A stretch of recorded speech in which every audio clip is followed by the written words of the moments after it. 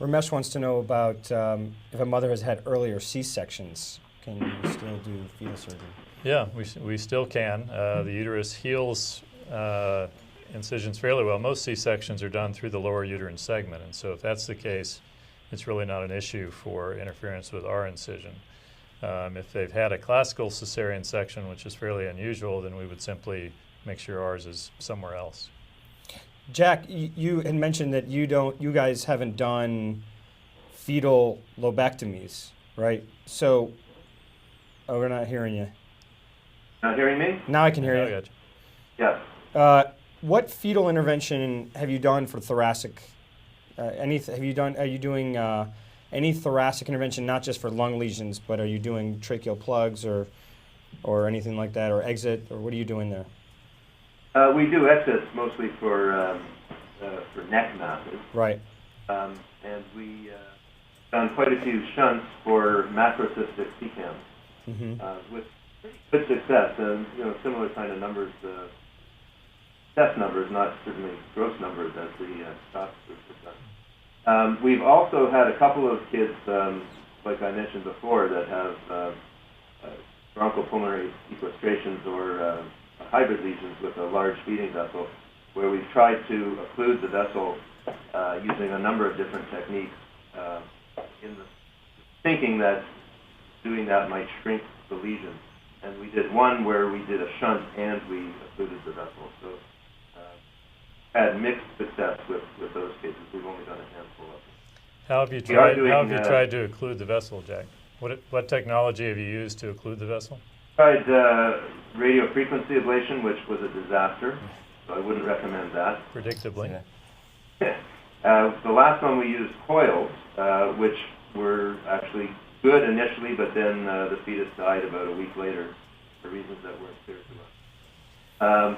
And then we've also, I guess, we've used injection of alcohol as well earlier on. My worry with alcohol injection, which has actually been documented in a case that I was made aware of, is that it can go, and this was for a teratoma, but it can go through the shunt, right? So it's not necessarily going to stop where you inject it. It can go through the vasculature and actually cause thrombosis in the systemic circular, in this case, it was first noticed in the chambers of the heart. So thrombi circulating in the heart, and then they go out to various sites. And so that's one risk. And the other, I think, is just, if it does go systemic, and nobody's even studied this experimentally, which is amazing to me, that you go and you inject alcohol in a fetus, and you haven't even studied in a sheep, what happens when you inject alcohol in circulation. What effect does that have on neural development and other organ development in the fetus? It's just very worrisome to me. I don't think it's a good thing to do. I agree, and we haven't done it in a long time. And the radiofrequency ablation thing is very attractive, but because of the fluid content in the fetus, you simply can't control the heat. The fetus is 90% water, and I put a radiofrequency ablation probe in one side of a teratoma after we resected it from a fetus, and turned it on and watched, and suddenly the other side of the teratoma began to boil, and that's where the energy dispersed. And so it can go in any direction and cause collateral damage. And we have studied that in lambs, and it causes a lot of collateral damage in the thorax and other places. So. And as I said, that was a disaster, and we would never do that again. I think it's important to keep things in perspective. I mean, probably 95% of the Seacams I see now are prenatally diagnosed, and we're talking about the N of the nth, the experience at CHOP or that you might have up in Toronto, but almost none of these lesions require prenatal intervention, and in fact, very few require intervention the day the child is born. And so it's just, just for the audience out there to understand that the vast majority of these lesions do not fall in the realm of these what are very exciting and extreme treatments, but there probably are only 1 or 2 centers in the world that should even be thinking about these kind of interventions, because the N is so small that you don't want to think just because someone has a cyst on their on a prenatal sono or MRI that you need to put in a shunt, or if there's a feeding vessel that you need to think about doing something about it, because the majority of these children can be delivered and don't even have fetal distress at that point. So. And that's been our experience here. We have had a few that we've referred to Cincinnati, to Tim Crum or Homely, because of the progression or the development of high drops. I've had patients where the high drops went away and the patient I couldn't even find the CCAM after birth, despite a CT a year later. So that child was seen for fetal surgery. Fortunately, it regressed and nothing was done. So we've had that experience as well. Yeah, and I completely agree that the majority of these lesions don't need fetal intervention. They do need fetal evaluation, right. And I can't tell you how many lesions have come to us after a recommendation for termination by people that don't really understand the natural history of these lesions. Even when they're very large, they can regress and be asymptomatic at birth, or they can have very good survival rates with the kinds of interventions that we do. So I think it's important to understand the prenatal natural history, that people do understand that, the garden variety postnatal CCAM is very different than some prenatal CCAMs that we see, and that there are places that you can refer these patients where there are options other than termination or fetal loss. What you describe as a disappearing CCAM, I think, is a incredibly unusual, if ever present lesion. And there are some things that look like CCAMs in utero, like segmental bronchial stenosis, things like that. They give you an echogenic microcystic appearance of the lung. But true cystic Seacams, we see them all prenatally. We get CT scans on them all postnatally. They often regress. They often become very isoechogenic at the third trimester, where you can't see them anymore. You can get a chest X-ray at birth and you don't see anything. But I can't think of a cystic Seacam in utero that I got a CT scan on a month after birth that wasn't still present and still prominent. So I don't think true cystic Seacams disappear. They regress, but I don't think they disappear. And there are some things that can look like CCAM that we've got a better understanding of more recently, that are usually in the bronchial stenosis atresia sequence, that I think can be very minimally apparent or non-apparent after birth. We have about 4 minutes left, and we have a slew of questions, so I want to see if we can do sort of rapid fire answering here. And then also, Jean-Martin, if you have any comments about, because I know you're doing a lot of this up at your center, and want to hear your input or comments or questions about what we've been discussing, just speak up. Yes, I wanted to speak up, and actually talking about speaking up, if Jack can put up his level of the sound, that we would hear him better. One question, I agree with what Alan was just saying, but in that respect, I don't think we should call these CCAM. We should say congenital lung lesions, and they're either macrocystic or they're hyperechoic or mixed, and this would avoid the confusion saying CCAMs disappear, because I agree with you, Alan, CCAMs don't disappear if they are really CCAM, but CCAM is a pathological diagnosis once the specimen is in the bucket. So that's one point I wanted to make. The other one was about the exit procedure. I think there's many tertiary centers who have the capacity to do an exit. I think it requires a huge team approach and somebody leading the team, but many people could do it. What's more important, I think, is the indication for exit, because people start doing exit and then they want to do exit for all sorts of things. I'm aware of a case that prenatally looked like a huge hyperechoic lung lesion, mediastinal shift, very severe. They couldn't get an MRI done. The mom was too obese to fit in the machine.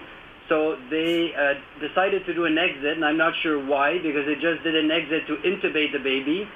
Baby did fine, ventilated well, actually extubated himself 2 days later, was fine, and it turned out to be that this baby had a congenitally absent lung. So what looked like a CCAM with a mediastinal shift was actually the only lung that there was. So thank God that they didn't do a exit to lobectomy procedure, then there would be no lung left. So I think you really have to be careful with the indications. Well, I think what you're pointing out, Jean-Martin, is that you really need good prenatal diagnosis, okay? Yes. And prenatal diagnosis is not equivalent in all centers or by all practitioners. And we very frequently, as I mentioned in my talk, get lung ageneses that have been diagnosed as microcystic Seacams elsewhere. So it really is an art, and you need people that are very good. If you're going to practice this kind of medicine and not refer to a fetal center, you need to have great confidence in your prenatal diagnosis, or you make terrible mistakes, just like you mentioned. Absolutely. And remember to first do no harm. So if you're not sure, better not to put the mom through an exit, because it is more invasive than a regular C-section. Hey, Jean-Martin, quick little plug. Can you tell us about the conference you're having up there pretty soon, right? Esophageal atresia conference, October 8 and 9 in Montreal. Okay. So Jack is coming, and Steve, and hope that many of you can come as well. Great. Many good invited speakers, so it's going to be focusing on esophageal atresia, both the surgical tricks, but also the long-term follow-up. Perfect. Thank you. Yeah. Jean-Martin, if you can get us, type a little text at the thing about a link on how people can learn more about it. If there's a way they can learn more, that'd be great. I'll do that. We have Phil Hammond, your question we're going to talk about in the next session, which we're getting to momentarily, about which Seacams you resect. Or actually, I'm sorry, lung lesions you resect. Michele Torre says, can you clarify to me the role of the pleural amniotic shunt? Yes, we use it very specifically for macrocystic Seacams that have evidence of hydrops. And so by hydrops, we mean fluid in our skin edema. It has to be more than just ascites. So pure ascites is not necessarily hydrops. It can be simply related to the mediastinal shift and hepatic pulmonary or hepatic venous return. So we require a pleural effusion, a pericardial effusion, and skin or scalp edema, and that's when we use pleural amniotic shunts. We avoid putting them in prophylactically unless we will tap large macrocystic lesions just prior to delivery sometimes to improve ventilation, but we don't generally put in a shunt unless the lesion is causing evidence of hydrops. Okay, and then Kurt Kuntz has a question. Basically, when should we refer to a fetal center? When you're not comfortable managing the patient. Okay, so I think, and you know, obviously it depends on the wishes of the patient, but they should certainly be offered the option of referral to a fetal center if they've got a very large lesion, if they're requiring very frequent monitoring, if you don't have adequate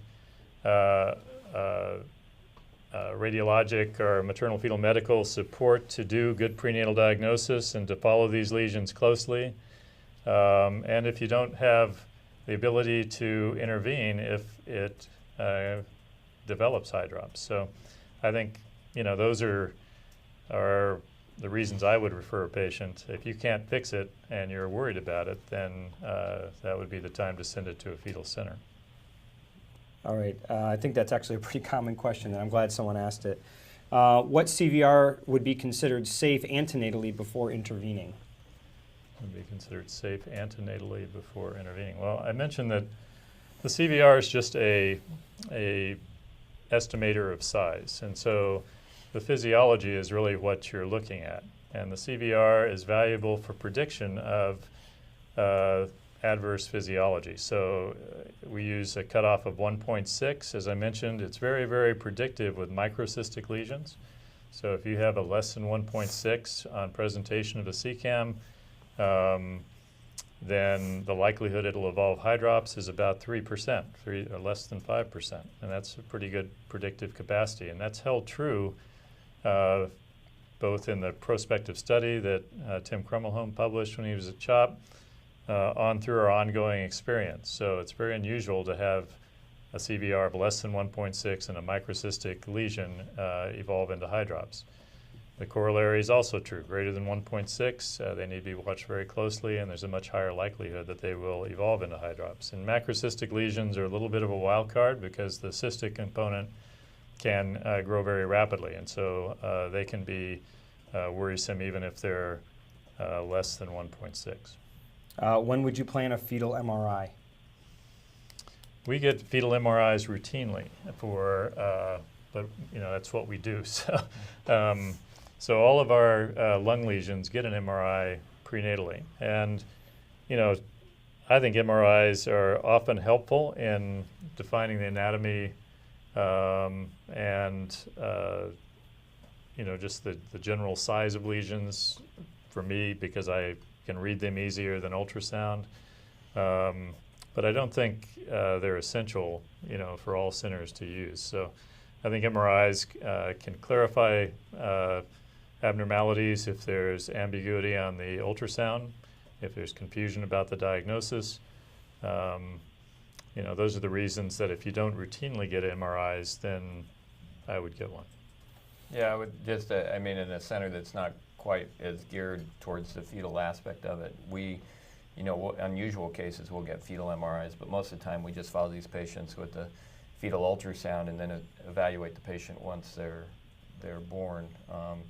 Honestly, part of it's just I would love to have fetal MRIs on it. It's just a practical and cost issue that it doesn't change the management in the prenatal portion very often, except for in these extreme cases. So. Well, MRI is better for some things and not as good for other things, and so it depends on the fetal anomaly you're talking about. If you're a fetal referral center and people send you patients that are difficult for one reason or another, I think you want to get all the information that you can. And an MRI often contributes in one way or another to our understanding of the lesion. So.